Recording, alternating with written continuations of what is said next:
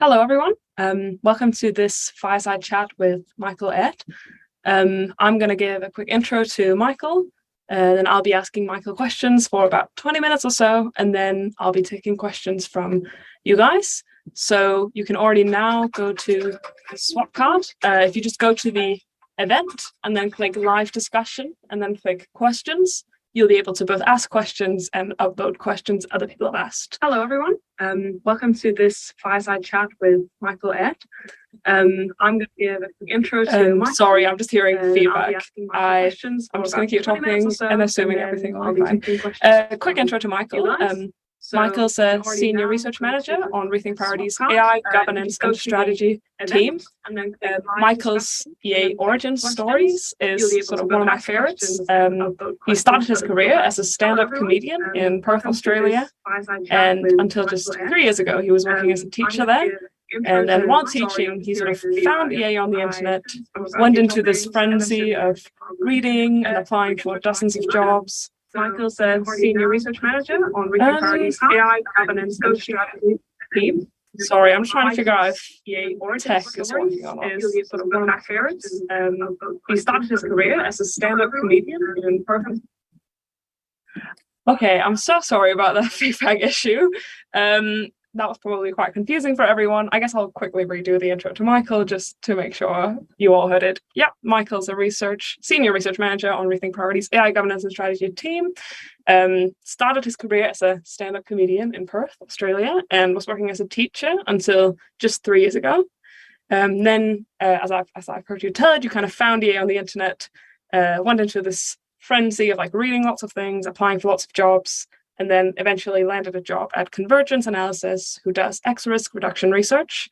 You then did a stint at CLR, the Center on Long-Term Risk, spent a year simultaneously at FHI and Rethink Priorities, doing research on nuclear weapons, among other things. And then you were selected as one of the people to lead Rethink's new AI governance and strategy team, which is what you're still doing today.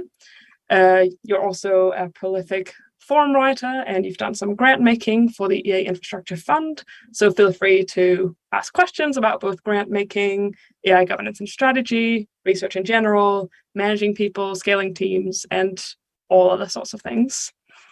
Just to quickly say who I am, I also work for Rethink Priorities as a research assistant on another long-termism team, the general long-termism team, so not Michael's, but I did used to be managed by Michael when I was a summer research intern last year. Cool. Let's get on to questions. So I'll start with a couple of questions about sort of long-termist research in general, and then we'll move on to some questions about AI governance and strategy. Cool. Sounds good? Yeah.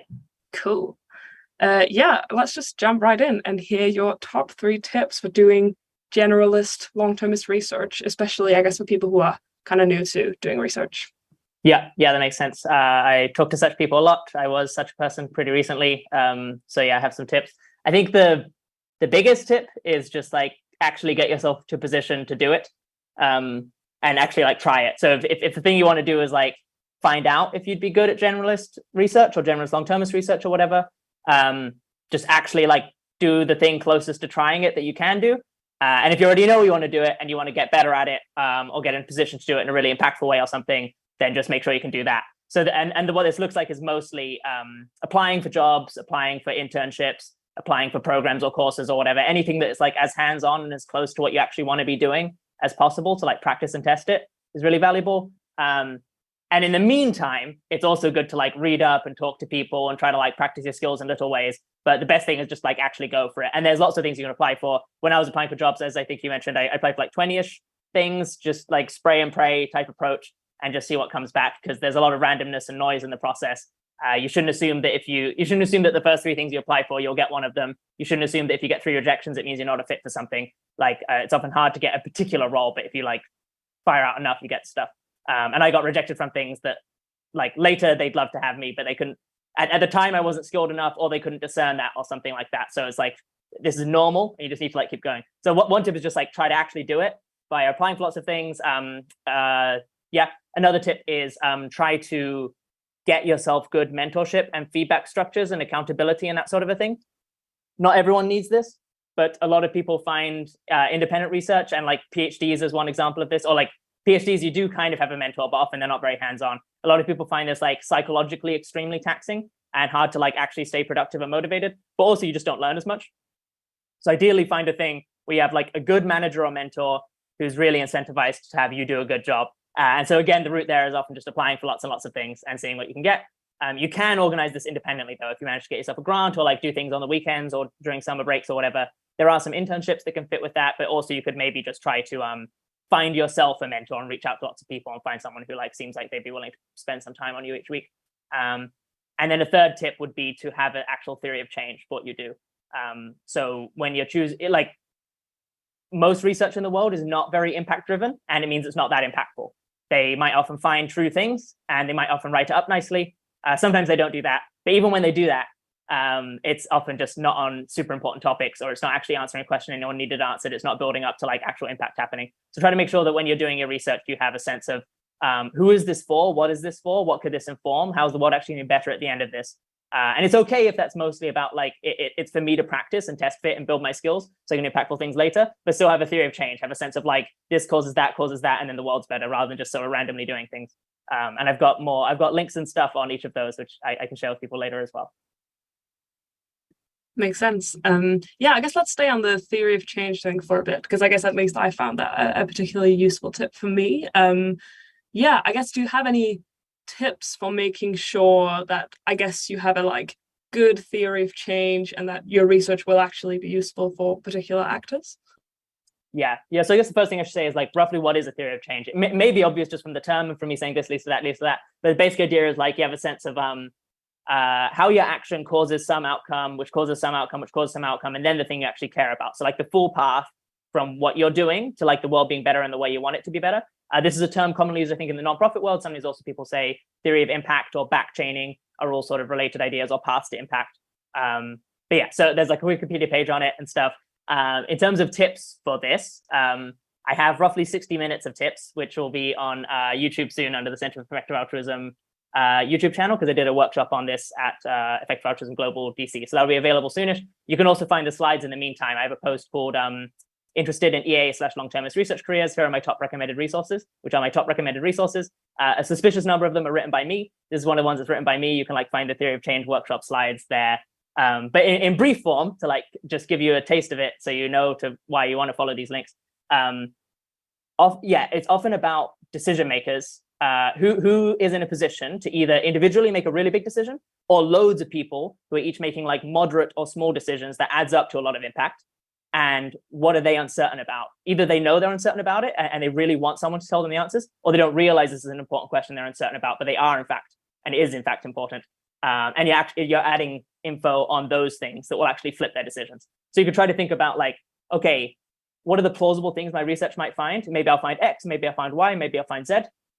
If I find X instead of Y or instead of Z, will anyone have reason to do something different that adds up to the world being quite different and better? If I find X, like if X is true and I conclude X, is there a way I can convince them that X is true? And would that mean anything to anyone in a really big way? And then that's how to make sure something happens. And then also like be ambitious and aim for the biggest something you can. But that's about impact in the sense of like, you do this research, it makes the world better. There's also times when it flows through yourself. And it's okay if you're just like, I know what I might want to do is like some sort of biosecurity policy career thing. So I'm going to do a project that gives me the best credentials in order to get a policy role related to biosecurity. That's fine too, but still have a sense of like, where are you actually trying to head with this? And is this the best way to get you there? And it's okay if you're not sure it's the best. At some point, you just got to start doing things, but like think for at least a bit. Yeah, that makes sense. Yeah, you also mentioned that I guess it's very valuable to have sort of mentorship and someone who's invested in your work. And you mentioned that if you're sort of doing research independently, you might be able to find a mentor. Can you tell us a bit more how you might go about doing that? Yeah, so the best thing is to try to not do research independently and just like and skip that thing and just, well, usually it depends on the person, but I think for most people it's best if doing something professionally and with a good organization around you tends to be better than doing it piecemeal and with like you have to organize the structure yourself or you have no structure. But there are times when people can't yet get a job in the relevant thing, or like they aren't like either they aren't able to get accepted to a job in the next few months or something, or they wouldn't be able to take one because they're busy with other things, or they're exploring 5 different paths and they want to do that in parallel. So there are times when it makes sense. If you in fact have tried, you're doing the applications, you're doing that, or you have a really good reason to not do the applications, and it makes sense for you to build something independently, then I think the best thing is usually to try to like find people. Well, I mean, there's also things smaller than jobs like internships, some research fellowships, Kerry, Seri, Cherry, various things like that. That's like SERI. They're all ERI and then something in the front. Existential risk initiatives. But yeah, if you are really doing it actually independently, then you can apply for grants from various EA funders in order to like cover your time. You might be able to get enough grant money to pay a mentor for their time as well. And then you can try to find someone doing the kind of work you'd love to ultimately be doing and who seems really good at it. And then try to either just be like, I want to do this. Do you have time to spend on me doing this? Or ideally be like, I'm willing to do like something related to biosecurity policy, for example. What would you find it most useful for someone to do? And what would you be most excited about mentoring me on? And don't worry so much. Like this sounds in contrast with the theory of change point. You want to check that they have a good theory of change, but you don't have to come in with your own sense of like, as a very junior researcher, what's the most important question? You can base it on what they think the most important question is, both because they're somewhat likelier to be right than you are on average, if they're more senior in the field than you, and if you've selected a good person. But also because them being really invested and really able to give you input because they really understand it will help you grow faster. And early in your career, it's more about your own growth than about the impact you achieve, usually. There's many more tips one could give. Also in that recommended resources post that I mentioned, I have a thing on like tips for getting useful input from busy people that like has some like very mundane, but I think very important things of like how to structure emails and stuff like that so that people, you don't want to do just like 5 paragraphs before you get to your point. If this person's a really good mentor, they're probably very busy doing a lot of other really important things, and you'll make it as easy as possible for them to know why they should read this, why this is coming to them, why this is worth their time, etc. Yeah, I'll stop there for now.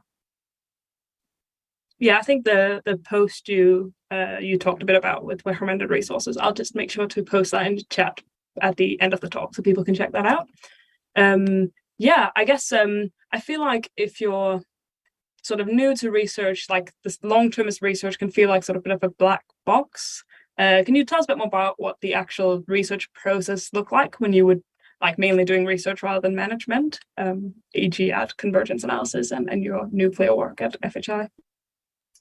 Yeah. So the research process will look massively different for different projects. I'll either give some examples or sketch a bunch of vague points. We'll see what happens. One thing to note is that so what I'm mostly thinking about is like impact-driven research that is not like the primary goal is actually make the world better in the top priority ways that fit your skills. This is quite different from what academia does. Academia does produce a lot of useful things, but also a lot of like somewhat random things. And the key thing it's optimizing for is more often things like securing grants or getting status or getting citations and things like that, which is totally understandable. There's no individual academic's fault or something. That's the way the system's set up. But that means that they're often like there's certain molds you've got to fit. There's certain like methodologies and procedures you've got to go through that are like slightly cookie cutter or something. There's still a lot of variety, but like somewhat cookie cutter. With this work, it's like in a given year, how can I produce the most impact? And sometimes that means you move really fast through something. Sometimes it means you do like some weird ad hoc one-off type of approach. You come up with some methodology just for something, and it's kind of like hacky and janky, but like vaguely gets the job done. So a lot of the research looks like that. So one example was, one thing I did was create a database of nuclear risk estimates. And this was, I didn't try to do any like fancy search methods. I didn't try to do any fancy statistical methods. I kind of did some, but I didn't try to figure out what the correct fancy statistical method was. I just put 5 of them there and was like, I assume one of these is better. That'll be for further research to like, but for now you can just like look at each of them and see what they diverge on. But the added value was literally just finding a bunch of people who had made estimates of the chance of nuclear war, the number of weapons that would be exploded given a nuclear war, the consequences of that, putting it all in one place and doing like some very basic things to allow you to get some means and medians from all of these estimates. And so it was like very quick process and like a pretty non-rigorous and messy output, but still it's like roughly what people need. Like it's the level that they need, and then allows me to move on to other things. Sometimes though, on the other hand, it's worth going like super deep. So it will vary a lot. A lot of it is like talking relatedly to the like, you got to move fast point. a lot of it will be about like reaching out to experts. Like you read or skim their papers, but then you reach out to them and you ask them the specific questions you're interested in and try to get that answers fast rather than doing a massive literature review all yourself. That often like fast tracks you quite a bit. Yeah, so some mix of like reading, thinking, armchair reasoning, putting down different like factors and breakdowns of a question, reaching out to experts, doing forecasts, getting reviews of your work, asking people explicitly to red team it and saying like, can you point out, because I didn't spend very long on this, I'm not an expert on this topic, but it's also super important, but also got to move on soon because there's like 1,000 other really important things. Can you tell me the most likely reasons this report is wrong and things like that? Yeah, and if people want a clearer sense, then for example, they could check out Rethink Priorities publication page, and that will like show them a bunch of like, worked examples of like what this looks like at the end. It doesn't show you how the process is made. Oh, I mean, one thing is it would show you it would show you the process decently, because a key thing that we're striving for is raising transparency and making it as clear as possible. Like, why do we believe each of the things we believe? Like, what's the actual like specific things going in, including like, I talked to one person and they said this, and that was enough for me. When that is enough for the given question. Makes sense. I'm going to switch over to talking a bit about AI governance and strategy now. I just noticed that there hasn't been any questions yet, so just a reminder to ask your questions on Swapcard so we can get some exciting audience questions too. Cool. Let's talk a bit more specifically about the AI governance and strategy research that you do. You're now heading the AI governance and strategy team at Rethink. I guess, can you briefly explain just like what AI governance and strategy is, how it's distinct from technical AI alignment research, and why you think it's an important area? Yeah. So this is a team that me and my colleague Amanda are co-leading. This is so AI governance strategy is basic. So technical AI safety research is basically like actually build the safe systems, or make it so that when someone builds the very powerful systems, they are safe via technical means, things to do with actual AI systems themselves.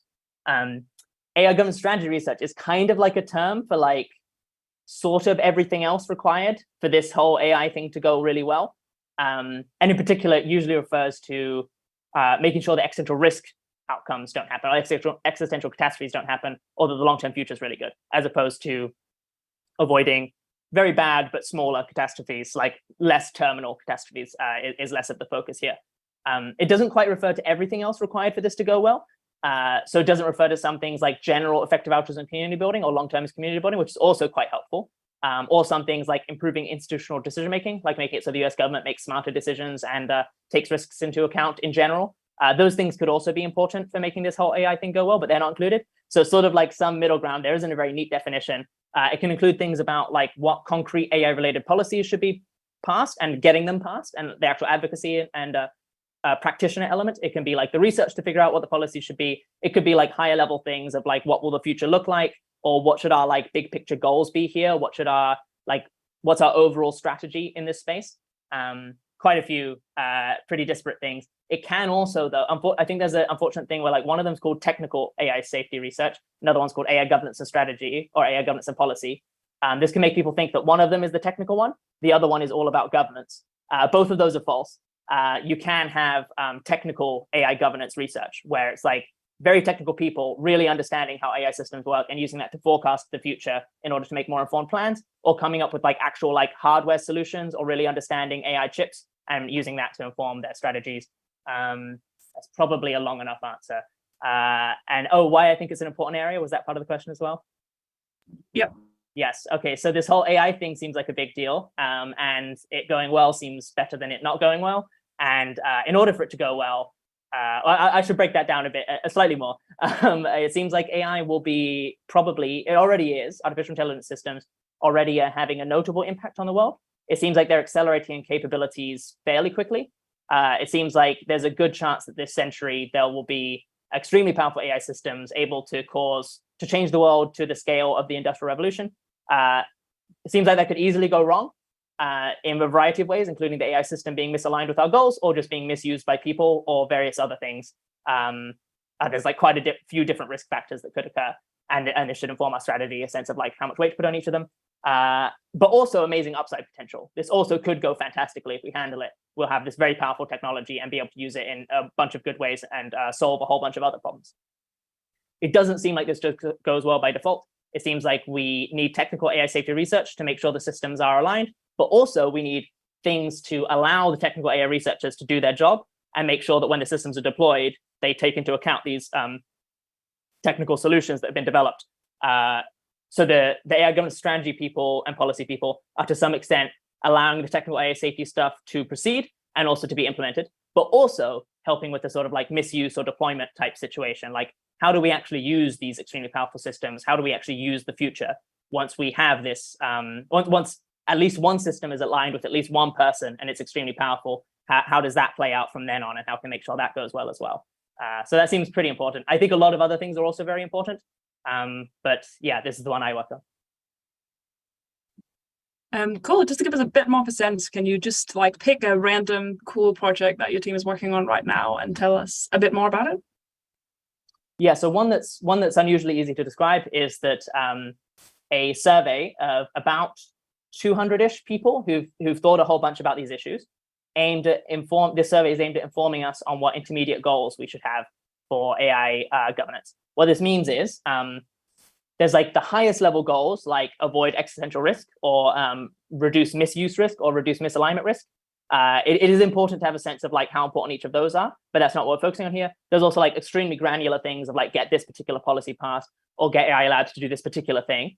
That's not the focus here either. It's like the intermediate range things. They're fairly big picture goals that then like, if we know we have one of these goals, there's probably like 10 different granular actions we could take. So this could be things like making high-skilled immigration to the US easier. There's currently a lot of like barriers to high-skilled immigration to the US. Maybe we want that to be easier. Maybe we don't. And there's like a variety of considerations that could go into that. If we do want it to be easier, then there's various things we can do given that. And there's a bunch of other goals, like a very wide range of things, changing government policies on various like high-level things. So we're sending the survey to a whole bunch of people who've thought about this kind of thing. First asking them just what are their goals, then asking them to like give their takes on a whole bunch of goals that we're describing to them, like potential goals one might have. And then the hope is this is meant to be like very decision relevant, because we know there are specific people who are feeling extremely strategically unclear about what to do about these issues, but who can mobilize a lot of resources if they had more of a sense of where they're trying to point the world, where they're trying to point these resources and what they're trying to achieve here. So then this survey will make them a bit less strategically confused, or at least give them a sense of what the key questions are to resolve this strategic uncertainty. Like, what are the key cruxes that make people unsure about whether a given goal is good or bad? That's one of the things we're asking them. And so then we hand the survey results to these people, and then they can make more informed decisions. And we'll also probably do more targeted outreach to say, it seems like the survey has suggested that you specifically, it has suggested that this thing would be good. We think you specifically are in a good place to do that.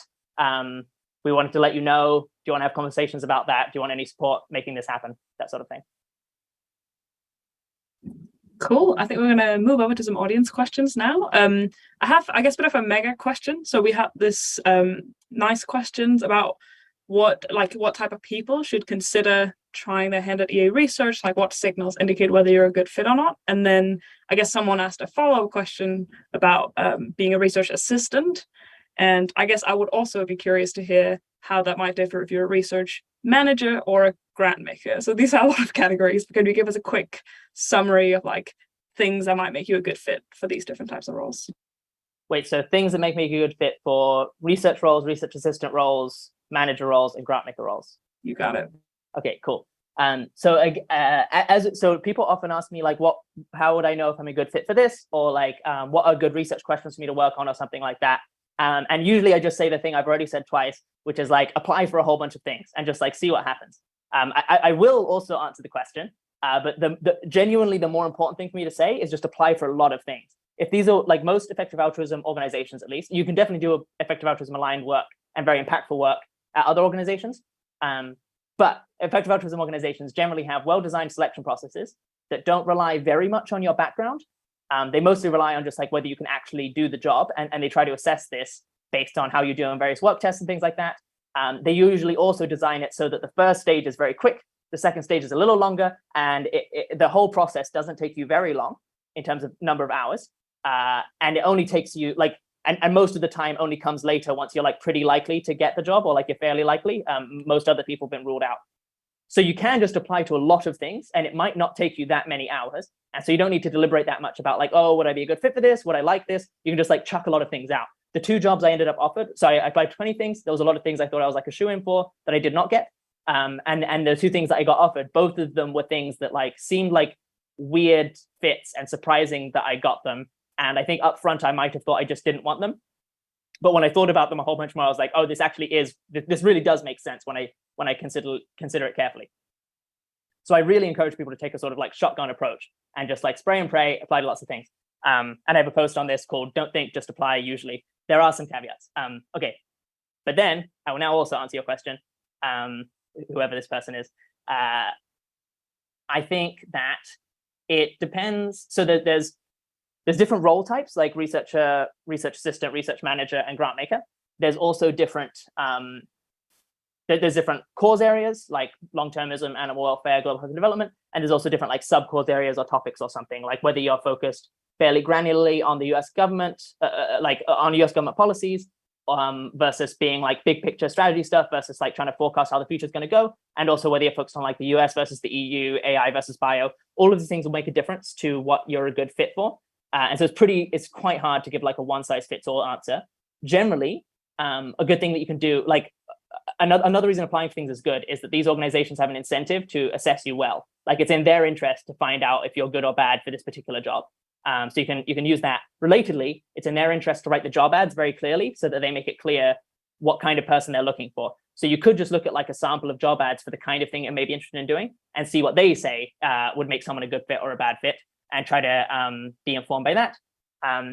Generally, researchers, research assistant, research manager, all benefit from the kind of person who really likes learning things, is like intellectually curious, likes diving into things.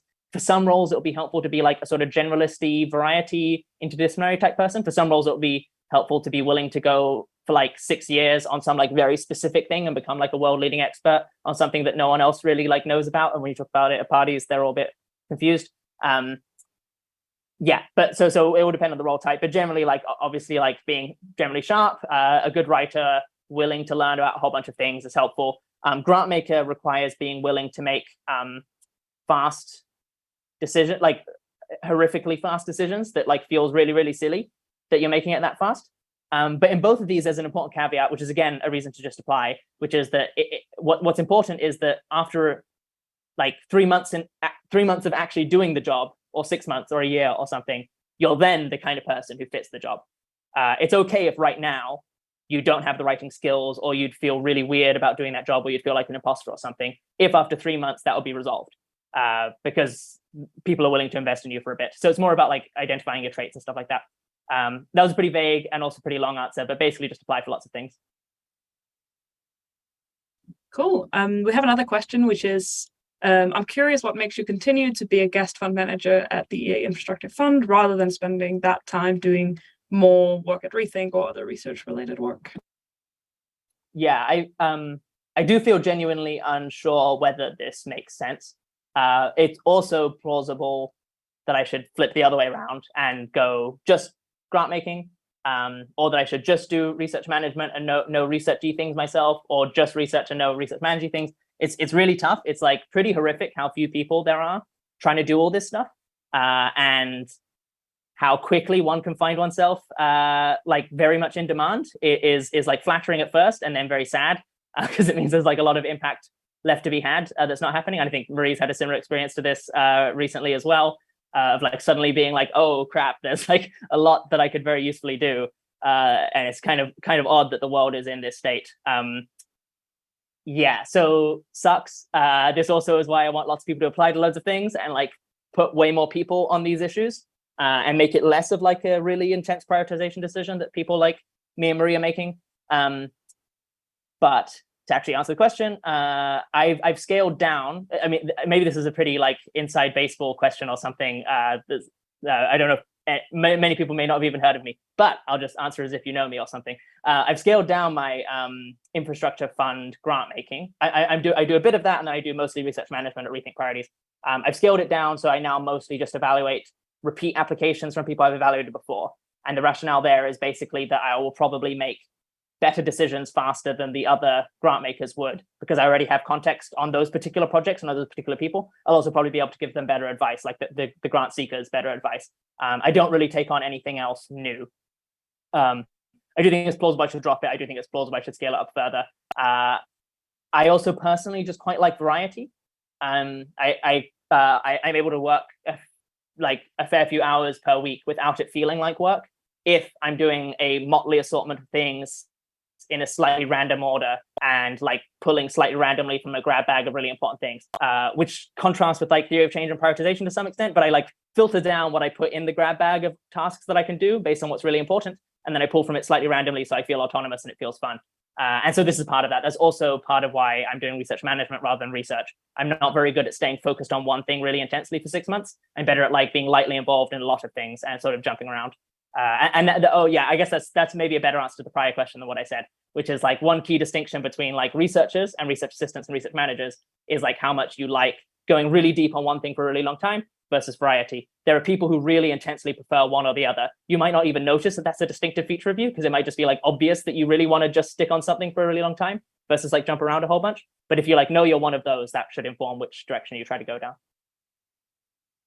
Yeah, another question I probably should have asked before that was whether you can just quickly explain like the focus of the infrastructure fund and like why this might be an area that needs more attention.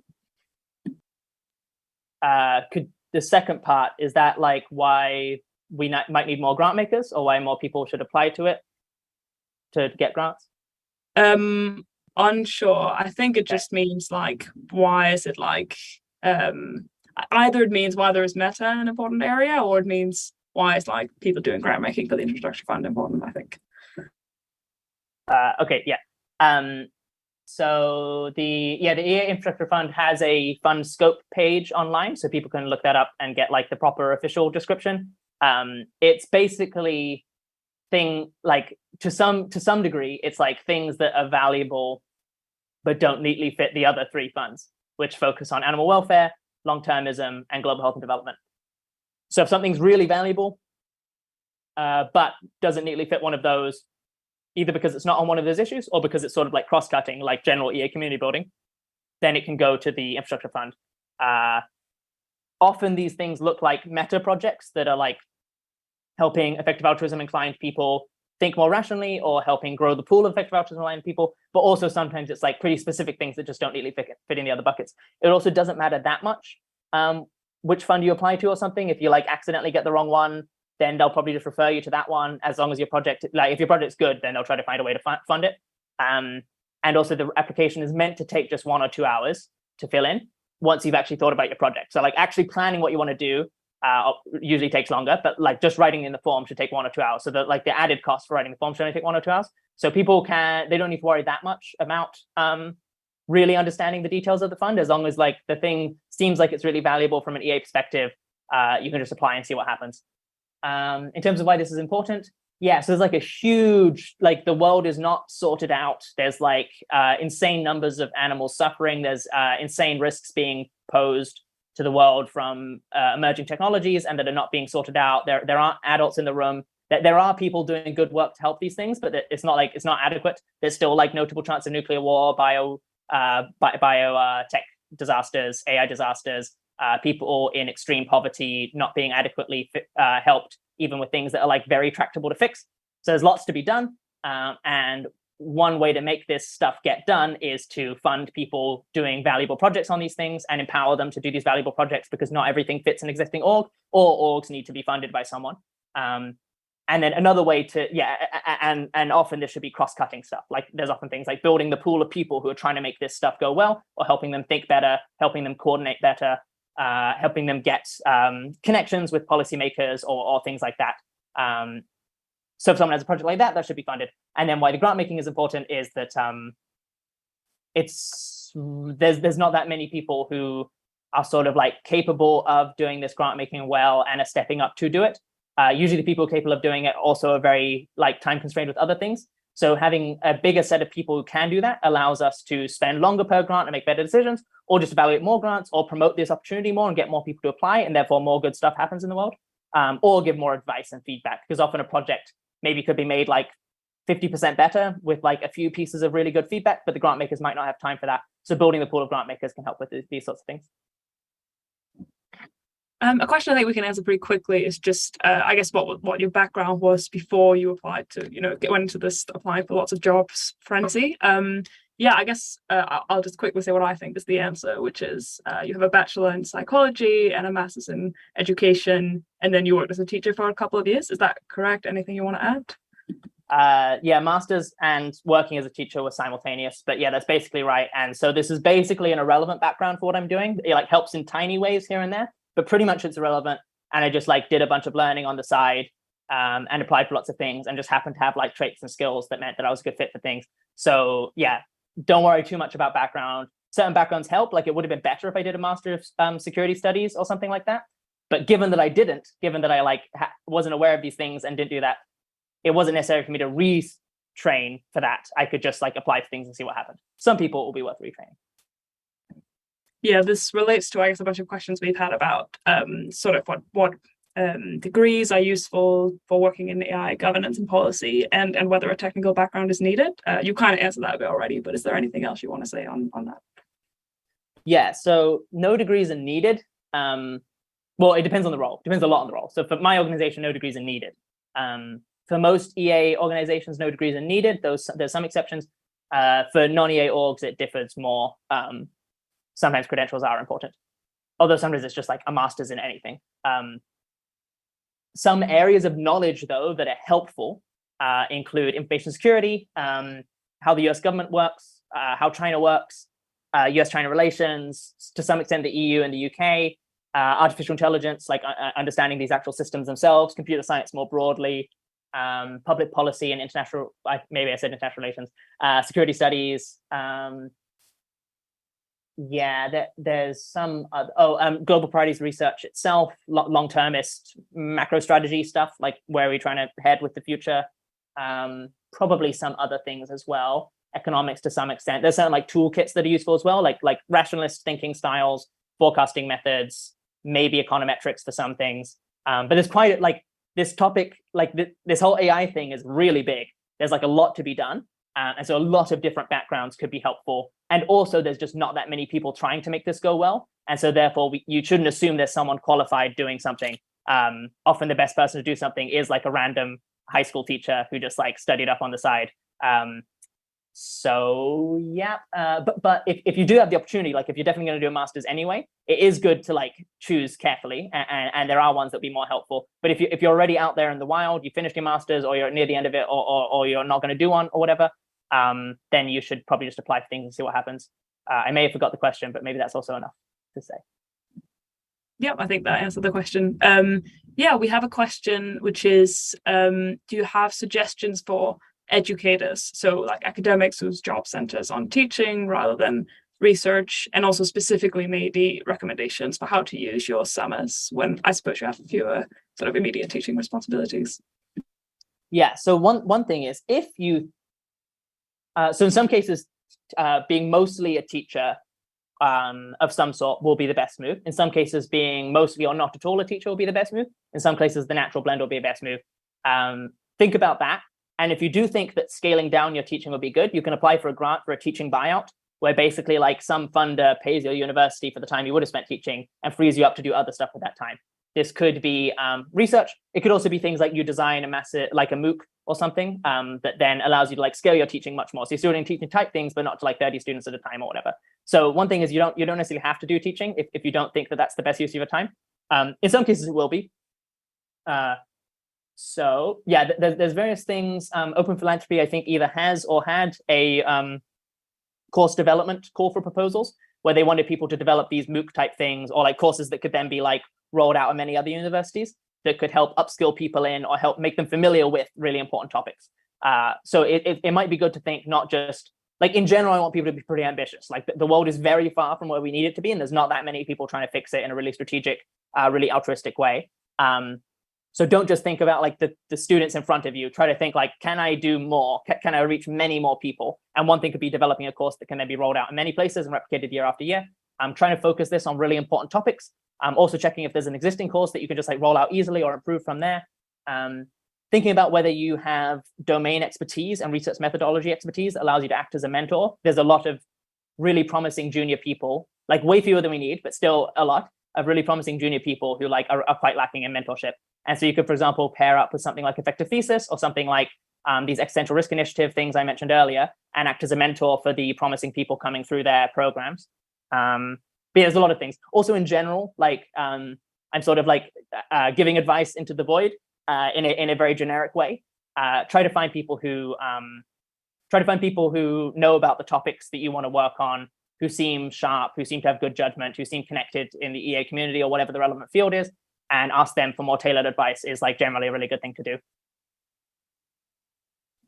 Nice. We have a pretty specific question on AI risk. It is, do you have an opinion on the risks with respect to language models? For example, one of my friends is training an AI model on EA media. Several people have warned her that making it open source could lead the EA forum to be flooded with arguments that sound correct but use poor reasoning. It says, what mitigations do you have in mind? So I guess maybe feel free to talk a bit about this specific case of AI making arguments that sound correct but use poor reasoning, or a bit more generally about risks related to language models. Mm-hmm. Yeah, so I do think this stuff's important. So basically, I think we're already on, I think it's like moderately important or something. So I think we're already on a road to an extremely weird world, and it's like the initial signs are already happening. Like it's already the case that we can produce quite high quality human-like text extremely cheaply. And this will also happen for things like video and stuff, or maybe already has. Like these things are like progressing fairly quickly. It doesn't seem like the world's being very changed by it yet. It might be the sort of thing of the like very unpleasant metaphor of like a frog boiling and not noticing it along the way or something like that. Like maybe it's just like gradual enough that we aren't like noticing that everything's going crazy. Whereas if we like, if us from 10 years ago were ported into now, maybe it would look really weird. But my guess is basically just it's not a very big deal yet. It'll gradually become an increasingly big deal. I don't know how this plays out. This could in some ways be good in that it could wake people up to how crazy things are gonna get and allow them to like preemptively do measures to make things go better. But I'm not gonna count on that. I wouldn't be very enthusiastic about people trying to work a lot on mitigating harms from language models in the coming years, except if they have a theory of change for how that pays out for really capable systems and extreme catastrophes. I think the next few years it's very unlikely that we get extremely powerful AI systems. It's very unlikely we get an existential catastrophe. I want us to keep our eye on the prize in a way and like avoiding these most worst things. And I think that will look moderately different, but it could be good to like skill up in this to get a sense of like what kind of thing has come, or to get credibility in policy circles as someone who like knows about these sorts of things, so that then you're also called on later for the bigger deal things. That was a fairly vague answer. I haven't studied this in detail. One of our researchers has studied things like this, but I haven't tried to think that much about how to mitigate these near-term harms, because I think they're lower scale than things I'm most worried about, but also less neglected. Like a lot of the world's already paying attention to these things. So I assume there's good mitigation methods out there. I don't think it's going to like more would be good, but not as good as making us not have the whole future be lost. Cool. I think we're reaching the final question. And for that, I'm just going to ask you, I guess for people who are interested in upskilling or learning more about AI strategy and policy, do you have tips or resource recommendations, maybe things you did yourself to prepare for leading this team? Yeah, so the best place to go, in my opinion, is there's that post I mentioned earlier that I think Maria will add a link to in the chat soon.